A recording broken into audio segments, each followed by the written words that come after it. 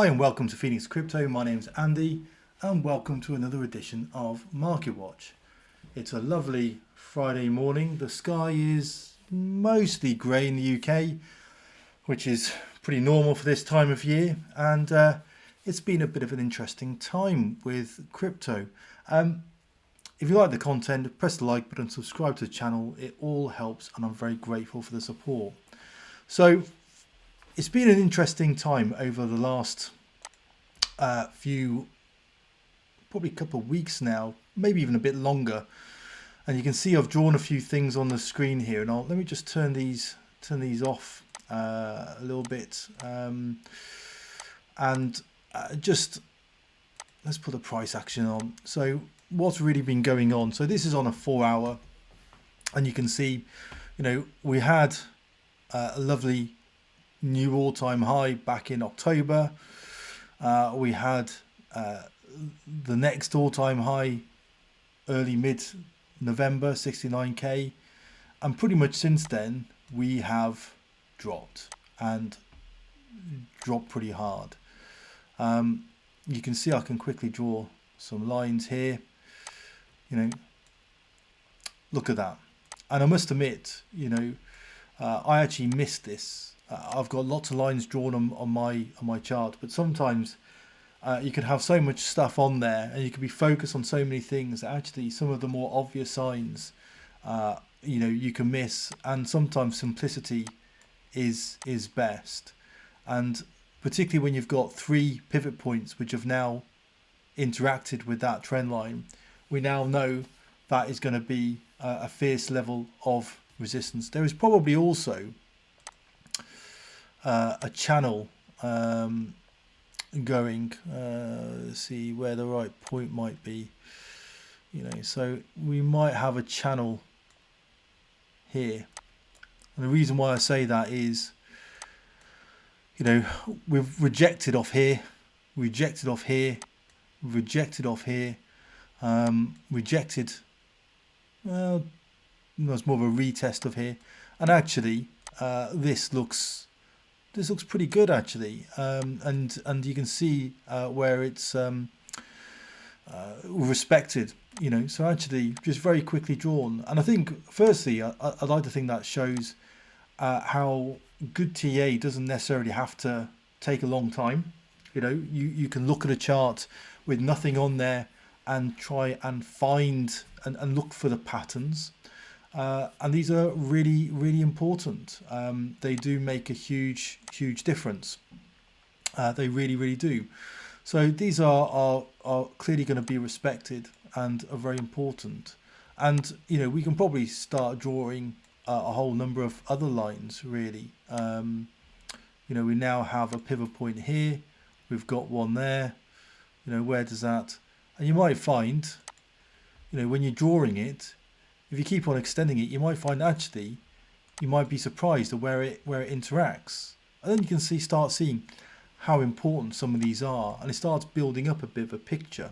And actually we can probably extend this one a little bit further, because clearly we are above it, and is it going to provide some support, and to what degree? Because we know these two have provided stern, quite stern resistance, so it's been an interesting period. Yesterday we had, I was probably only following this bottom line, and we had this breakout which I think I was quite confident about. We could see that it had been building for probably a few days, if I'm honest, so it was not unexpected. We got it. It was very nice, enjoyed it massively. And then I started seeing, if I go to BMC Morpheus, here, you could see that we were getting closer and closer there. You can really see that, on those periods. But if I go to like a 1 hour, it'll be more obvious where that pump was. This, and when the money flow going up felt important. You can see anchor wave was quite a large trigger wave, big move up. And actually, this size of the move down probably didn't really appear on something like Market Cypher or VMC Morpheus. It really only appeared when you look at the trend lines. That's when it suddenly becomes apparent, and so that shows the importance of these trend lines, and how much they can guide us in terms of helping to predict what kind of possible points of reversal, which is important. I want to look at a few other things actually. I want to try and take a little bit of a macro view. So I want to start the 2 weekly, and firstly, you can see, we know that was an all-time high, so we can know without looking at price that is a bearish, quite a bearish pattern, divergence. The red dot is significant. Money flow is still reasonably good, although it is trending down. It might be on this kind of time frame. It might never quite, it would be quite a long time before it gets to the point where money flow has really come out of it, has gone red. So at the moment, money flow is still reasonably healthy to a degree. VWAP looks pretty ugly, and we've now started to get a little bit of a wave on the underside here, right? Go to a weekly. One of the reasons why I felt reasonably bullish was the fact that this wave was sitting on this trend line, but it's now kind of broken it to a degree, and so therefore, how valid is this trend line, which is not really held? So now, I'm looking for that to form to come back up, and I suppose what I want to talk about today is how long this might take. So we can do a measurement. See if I can find the right measurement. It's over here. Date range. If I just go from here to, it's 12 bars. So that's 12 weeks. So 3 months. If I was to look again here, and obviously not every wave has to be the same, right? 12, just to give us some idea. This wave at the moment, if I just zoom in a little bit, we're not even at the peak yet. We don't know if this is the peak. I mean, it could be, but it could also keep on going, right? So the idea that we're going to go on some insane run anytime in the very short term seems far-fetched to me. It might take 2-3 weeks just to get to the point where we feel that we're actually at the top and it's curving round, and then we get a lovely dot, and this wave could take number of weeks. You can also see though that there's room for us to come up and go back down, right? We know that was a trigger wave. This was a big anchor wave. If we have another one here, that could be another trigger wave for an even bigger move down, right? What could that look like? 30k, 18, that's this is the potential here. So when we talk about the bull market, if we were looking at this structure on a 1 hour, let's see if we can find a good one here, right?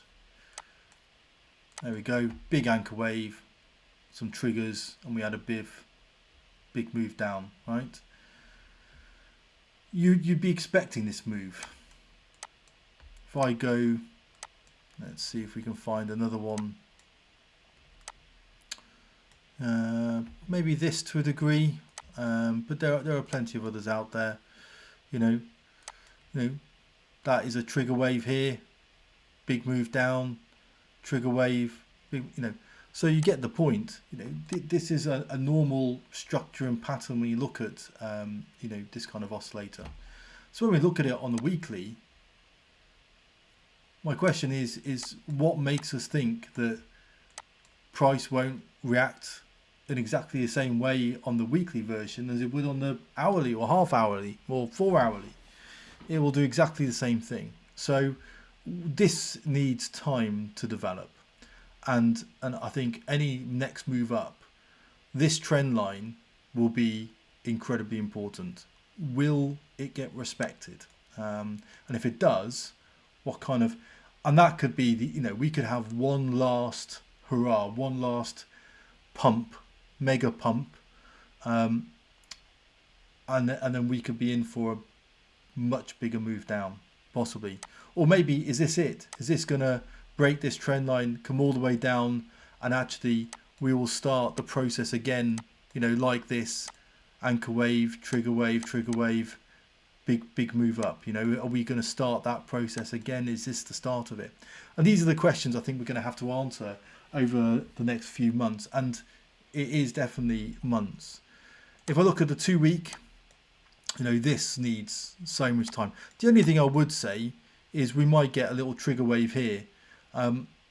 If we do, would we feel like from there to there that would be a trigger wave?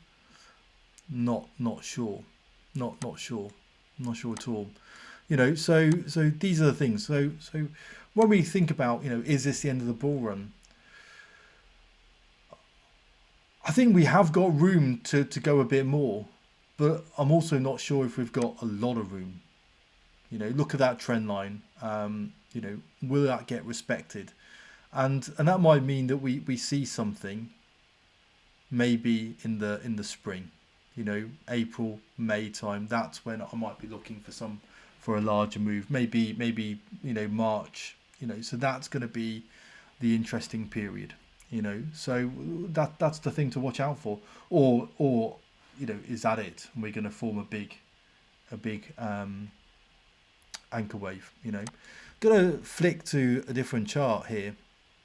So I've put the you know, Bitcoin logarithmic growth curve on here, and it's got the 200 day EMA on here as well. Look at that. If I try and zoom in, this is obviously on the daily, not quite touching, but not a million miles off, if I'm honest. Close enough that you might think that's not a coincidence, and that this has you know, it is showing us something here. So I think that is it is surprising just to see. You can see that we've still got some room to go on the logarithmic growth curve. You know, we're kind of in the middle. We're below the median, I guess, and you know, how low can we go? It's probably to this line, but that could curve up. You know, so maybe if that keeps going, gosh, 15k feels like a big drop from where we are today. Probably a bit too much, but certainly I think anything along this line, and so by probably by March you could be looking at 21k, 22k. You know, I think there's a bit of support here. If I was to draw a bit of a, let's see if I can find the horizontal line. You know, if we go to July, yeah, that should be, yeah, around the 29k mark. You know, we obviously touched it here. We've touched it here. You know, for me, I think when people talk about where would the bottom be, that would probably be what I'd be expecting as the bottom. You know, I think if you measure though, you know, from a top to that, you know, I mean, that's obviously quite big, almost 60%, but, it's not untypical to get something in the region of an 80% drop if we're going into a full bear market. That is, low teens. I think there'd be a lot of support that we'd have to break through, and I think that would be quite challenging. But that's what we could be looking at here. And I think, to go down to obviously this is curving up, but that's kind of what we could be looking at. That's how far it can go down. And it is interesting to see just where we are on that scale. Just going to go to let's put the bull market support band up and get rid of that price range there. Let me go to the weekly view. Oops.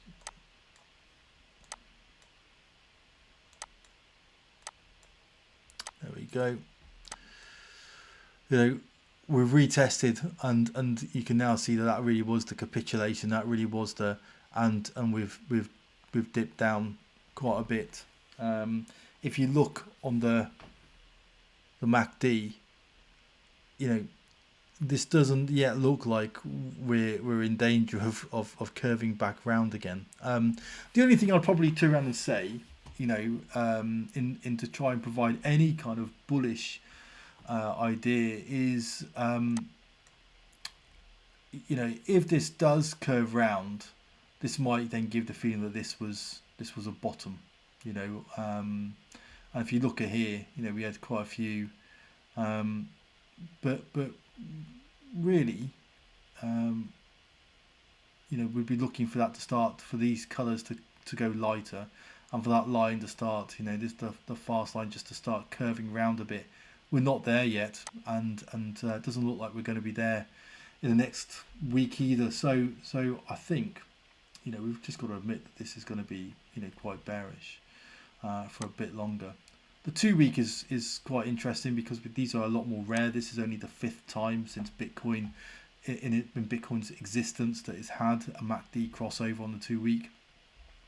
So these are normally quite significant. So we had one in May 2021, which was obviously coincided with that's really that lull that we had from May to June, May, June and July last year. That really was that period, and then before that, you're really talking. I think this was I suppose part of the bear market, and then you've got March in particular, which is obviously when a little thing called COVID hit the world. So that dropped it down quite significantly because it was curving up at that point. Although interestingly, the 2 weeks beforehand, it was already retesting the bull market support band. So it's funny how world events are coinciding, with price action. So, there doesn't look like there's anything changing in the short term at all. We really want to see another 2 week candle where on the MACD we start getting that lighter, and of course it can change, but largely it would signal that we are moving back up again. And I think where we are now is quite important. I think if the 39k and we're just a fraction under it isn't holding, I think we can easily see anywhere between 36 and 32k. I think looking at charts right now looks likely. If I'm honest, looks very likely. The only thing I'd say, if we can come down to here, we might turn and say this might be a double or triple bottom, and could that then give us the rocket fuel that we need to move up? So that's what we're going to be looking at, some important levels. So yeah, I think there is a legitimate question about whether we're still in a bull run. I think a lot of YouTube people, talking about 100k, 300k, all of these numbers, which are frankly, plucked out of thin air.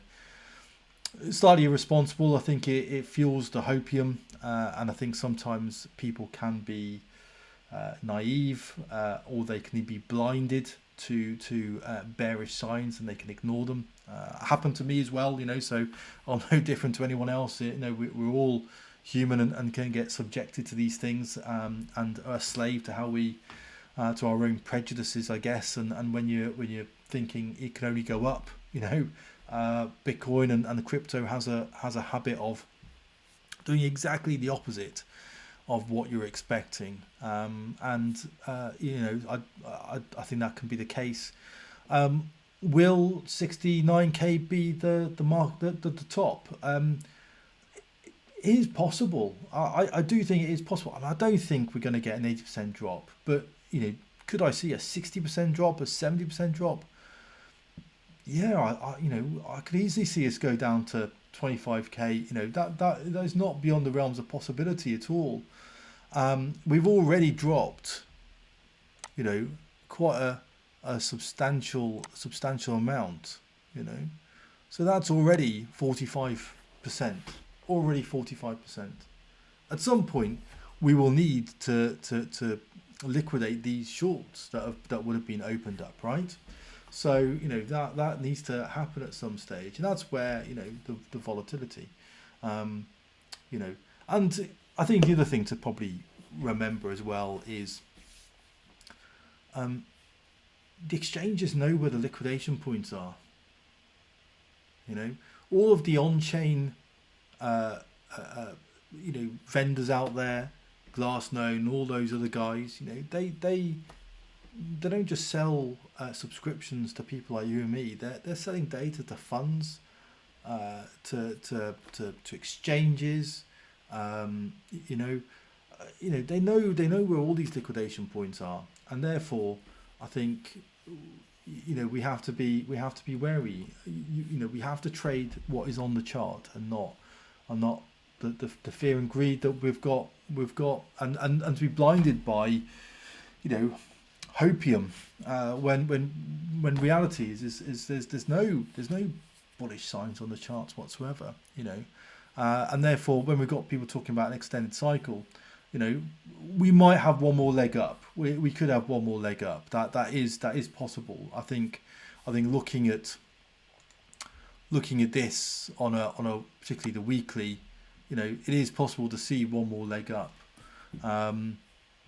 but really we'd be looking for that to start curving around. When we start getting that, I think we can start being a little bit more bullish, but that's probably the only thing we've got to hold on to at this point.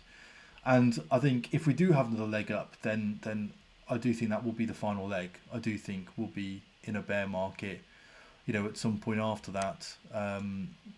If we come, if I can draw it, test my drawing skills, which is not very good at the best of times, so could it be, is there room for it to, of course, but at some point it is just gonna break, and then form a massive anchor wave, which will take many months to play out before we're back in a position where we're retesting again. Where does the stock to flow model, where does that sit, and things like that, and those kind of predictions. I think there was was predicting 100k by December, but actually the low end of that was 50k. Well, we're now at 39 or 38.9. If we drop, does that invalidate that model? I think it can't be too far off. I don't know what Plan B's thoughts are. I'm sure he'll be posting something in a not too distant future about it. But is it not just time? The flip side is there's a lot more money in crypto now, and part of me wonders whether as more institutions start investing, whether we will whether price can ever be allowed to drop. But at the same point, it looks like whales seem quite happy, selling at 49k and buying at 40, right? And maybe that's all that's going to happen. But the more people that do that, the more money that flows in. I think that will always keep the price at a reasonable amount. So it is difficult to see, as whales accumulate more and the number of Bitcoin is clearly restricted, whether we can actually, is it realistic to expect that we might ever drop to 20k? And surely a drop to 30, 29, 30k would be momentary. I do think the next few months will be very interesting, and I think people need to trade very safely. I think they need to remove the emotion. I think that's where good technical analysis comes in, and you can see at the beginning of the video, just drawing a few lines on a screen. How much, if you had those, yesterday, you could have started predicting a few things. So it does show the importance and value in some of these things. Thank you very much for joining me. Like I said earlier, if you like the content, press the like button, subscribe to the channel, and thank you very much for joining me.